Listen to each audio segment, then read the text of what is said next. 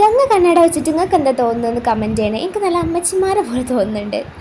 അങ്ങനെ രണ്ടാമത്തെ നോമ്പുമായി. ഉച്ചയ്ക്ക് തന്നെ വീട്ടിൽ പോകാമെന്ന് വിചാരിച്ചു. അങ്ങനെയാണെങ്കിൽ നമ്മൾ മഗ്‌രിബ് ബാങ്ക് കൊടുക്കുമ്പോൾ തന്നെ വീട്ടിലെത്തുള്ളൂ. അങ്ങനെ ഞങ്ങൾ കോളേജിൻ്റെ ഫ്രണ്ടിൽ നിന്ന് കുറേ നേരം ലിമിറ്റഡ് കാത്തിരുന്നു. 3 ലിമിറ്റഡൊക്കെ പോയെങ്കിലും ഒന്നും നിർത്തിയില്ല. എന്ത് കഷ്ടമെന്നറിയോ, ആ പൊരി വെയിലത്ത് അത്രയും നേരം നിന്നപ്പോൾ തന്നെ ആകെ കൂടെ ക്ഷീണിച്ചിട്ടുണ്ടായിരുന്നു. പിന്നെ നമ്മൾ വടകരയ്ക്ക് ബസ് കയറി, അവിടുന്ന് കോഴിക്കോട് ബസ് കയറി. കോഴിക്കോട് എത്തിയപ്പോഴുള്ള അവസ്ഥ ഞങ്ങൾ നേരത്തെ കണ്ടു. ആകെ ക്ഷീണിച്ചിട്ടുണ്ടായിരുന്നു.